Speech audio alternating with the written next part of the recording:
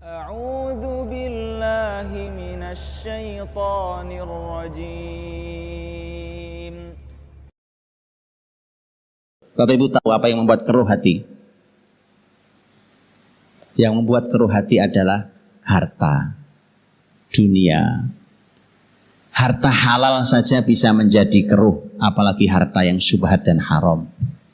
Harta halal tuh Pak, bisa membuat keruh harta. Apalagi yang syubhat dan haram. Maka harus sangat hati-hati Pak. Karena kalau keruh nih Pak, jiwanya keruh, pokoknya guru, saya mohon maaf sekali lagi. Guru, orang tua, sama saja. Nanti akan hanya menularkan hal, mengirimkan yang keruh-keruh tadi itu. Orang tua nyekolahkan kemana sampai kemana-mana sekolahnya. Wong tujuannya cuma nyari duit. Kamu sekolah sana, tujuannya apa? Tujuannya biar nanti kerja, dapat kerja bagus. Yang sekolah di sini, yang kuliah di sini biasanya bagus-bagus kerjaannya. Itu salah niat. Gara-gara apa? Harta, pengen nyari duit. Akan sangat keruh orang tua menurunkan begitu. Sama juga guru akan keruh Pak. Sampai ke anak-anak juga keruh banget. Hasilnya pasti nggak bagus. Gurunya umpamanya cuma yang di sini hatinya cuma urusannya urusan gaji, ya kan? Pokoknya bagaimana caranya apapun yang dilakukan punya uang. Sertifikasi, itu diuber-uber. Apalagi yang lain, nggak jadi Pak generasi ini. Yakinlah, Anda mau sekolahkan berapa lama pun nggak akan jadi. Kenapa? Sumbernya keruh. Jiwa-jiwa keruh hanya melahirkan generasi yang keruh. Nggak mungkin jadi generasi ini. Gak mungkin jadi. Nah ini resepnya orang tua dulu tadi. Orang tua dulu Masya Allah, betul Ustaz ya. Dengan dunia apa? Ambisinya kayak gitu kan enggak. Ambisi orang tua dulu dengan dunia. Hari ini ambisi kita terhadap dunia ajaib. Nah keruh itu teman-teman Bapak Ibu menjadi sangat berbahaya buat generasi ini. Nah Nabi bersabda, ini Nabi ini sabdanya ngeri Pak. Ngeri tapi jarang yang ngeri, tapi mengerikan padahal. Kata Nabi, man ta'allama ilman mimma yubtagha bihi wajhullah la yata'allamuhu illa liyusiba 'aradan minad dunya lam yurih raihatal jannah yaumal qiyamah. Ngeri hadisnya, hadis sahih. Ini hadis ngeri tapi jarang yang ngeri. Siapa yang belajar ilmu harusnya ikhlas karena Allah. Tapi ternyata niatnya karena ingin mendapatkan dunia, betul kan? Betul kan? Kerja, uang, posisi, jabatan, ijazah, itu dunia apa akhirat? Dunia semua. Orang yang begitu niatnya, lam yurih raihatal jannah yaumal qiyamah. Dia tidak akan pernah mencium aroma surga. Oh, buru-buru masuk surga, Pak. Nyium aroma surga aja enggak. Aroma surga itu bisa dicium dari jarak sangat jauh. Wanginya. Itu saja tidak tercium. Kok bisa ya kita sekarang biasa banget gitu ya? Biasa aja kali Pak, orang juga gitu niat sekolahin anak mah niatnya. Coba baca kembali hadis ini.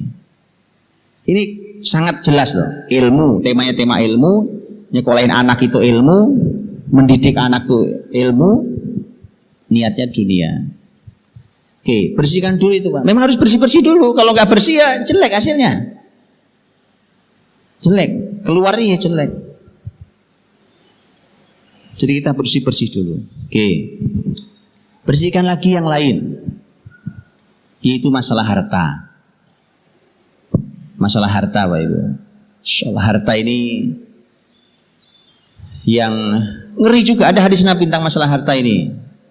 Lahmun nabata min suhtin fannaru aula bih.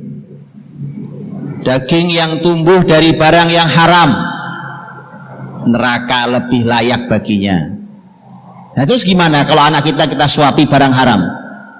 Ini uang dibawa dari hasil yang haram, dari hasil yang syubhat, dibawa pulang ke rumah, kemudian dipakai jadi bajunya anak-anak, dikonsumsi, tumbuh badannya. Daging yang tumbuh dari barang yang haram. Makanya jadi generasi neraka. Bapak Ibu tahu neraka? Nggak ada enak-enaknya Pak. Yang panas, yang gelisah, yang sakit, yang mengeluh, itu neraka. Makanya jadi punya anak itu aja isinya. Hati-hati. Salah satu yang harus dibersihkan adalah urusan harta. Jadi Bapak Ibu kalau orang tua mengambil harta yang haram itu tumbalnya anak. Tumbalnya mesti anak. Susah didik anak jadi soleh. Itu harta itu. Anda bisa menikmati, bisa keliling dunia, tapi tumbalnya anak-anak. Bahaya sekali. Lihat Rasul bersabda. Hadis panjang riwayat ini disampaikan melalui jalur sahabat Nu'man bin Bashir. Innal halala bayyin wal harama bayyin wa bainahuma umurun mushtabihat la ya'lamuhunna katsirun minan nas. Faman ittaqa syubhati faqad istabra'a li dinihi wa 'irdihi. Wa man waqa'a fi syubhati waqa'a fil haram karra'i yar'a haulal hima yushiku ayyaqa'a fi. Ala wa inna likulli malikin hima. Ala wa inna himallahi maharimuh. Ala wa inna fil jasadi mudghah idza salahat salahal jasadu kullu wa idza fasadat fasadal jasadu kullu ala wa hiyal qalb. Kata Nabi sallallahu alaihi wasallam, sesungguhnya yang halal jelas, yang haram jelas. Di antara keduanya ada yang syubhat, ada yang enggak jelas. Yang kebanyakan orang tidak tahu hukumnya. Siapa yang menjaga diri dari yang syubhat, maka sungguh dia telah membersihkan agamanya dan dirinya. Yang tengah-tengah tadi itu. Tapi siapa yang terjatuh pada yang syubhat, pasti suatu hari akan jatuh pada yang haram. Kalau kita tahu syubhat ya, syubhat itu belum halal, belum haram. Tapi beda satu sudut pandangnya. Kalau setan bisiki ke hati kita, bisikinya, ini kan nggak haram, belum haram kok. Setan juga benar loh, memang belum haram. Syubhat itu belum haram. Tapi orang beriman akan menjawab dari sisi yang berbeda. Orang beriman akan mengatakan, iya, walau ini belum haram, tapi ini belum halal. Nah ini kata Nabi, siapa yang terjatuh pada yang syubhat pasti suatu hari ngambil yang haram. Pasti itu Pak. Syubhat haram. Karra'iyar haulal hima, seperti penggembala yang keliling-keliling di hima. Hima itu dulu tempat penggembalaan untuk ternak zakat milik negara. Jadi tidak boleh ternak lain masuk ke tempat gembalaan khusus itu. Kalau ada penggembala datang terus menggembalakan kambingnya, muter-muter, gak masuk dia Pak. Hima itu dilarang masuk. Muter-muter, lama-lama masuk. Masih masuk. Dan ketahuilah kata Nabi, setiap raja punya hima, dan Allah pun punya hima, dan himanya Allah adalah larangan-larangannya. Dan ketahuilah bahwa di tubuh manusia ini ada segumpal daging yang kalau dia baik-baik seluruh tubuhnya, kalau dia rusak-rusak seluruh tubuhnya, itu adalah kolbu. Nah, lihat Bapak Ibu. Bicara tema halal haram syubhat, ujungnya hati, ujungnya kolbu, ya kan? Itu artinya kalau generasi ini mau baik hatinya, maka jangan pernah membawa pulang rezeki yang meragukan, apalagi yang haram. Hanya boleh rezeki yang yakin 100% halal. Udah gak ada tempatnya di rumah kita rezeki yang kayak begitu itu Bang. Kenapa? Karena di hadis ini pengaruhnya ke hati. Hati itu adalah panglima untuk seluruh anggota tubuh kita. Jadi kalau tangan, kaki, kepala, mulut, bibir, apa semua itu sebenarnya hanya terjemahan hati.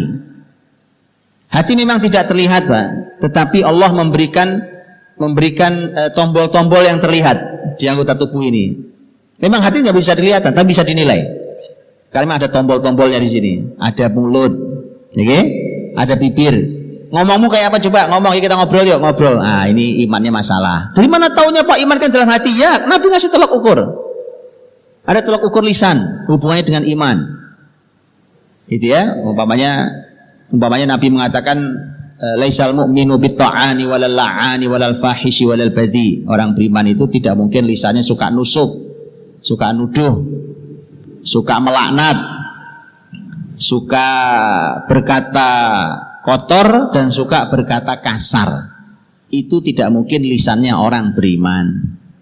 Makanya ini tombol mulut ini untuk hati. Iman kan di sini tempatnya. Sehingga gampang Bapak Ibu. Bapak Ibu sekolahkan anak di mana saja silahkan lihat lisannya. Di antara tolak ukurnya. Lihat lisan contohnya. Lisannya masih begini, oh berarti belum. Berarti belum nih. Nah, salah satu yang menjadi sumber masalah adalah rezeki yang haram dan syubhat. Yang membuat hati generasi kita keruh, begitu keruh, keluarnya ya keruh, kotor keluarnya.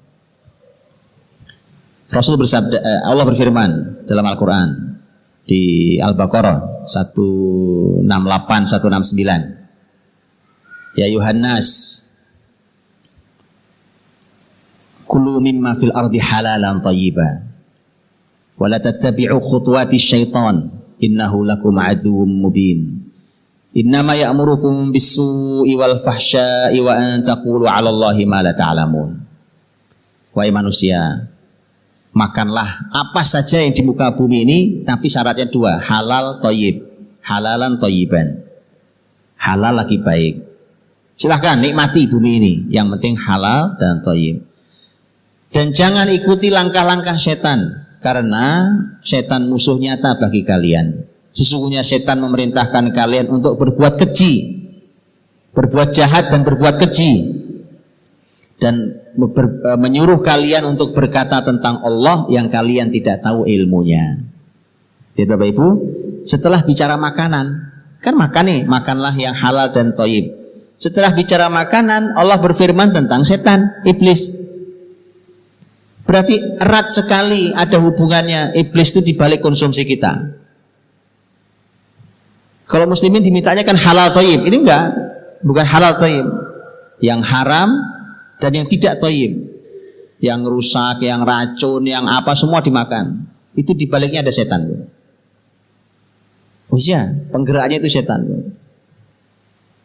Masalahnya kalau sudah begitu, kalau sudah tidak halal, tidak thayyib, efek berikutnya adalah setan itu akan memerintahkan kalian untuk berbuat jahat dan keji.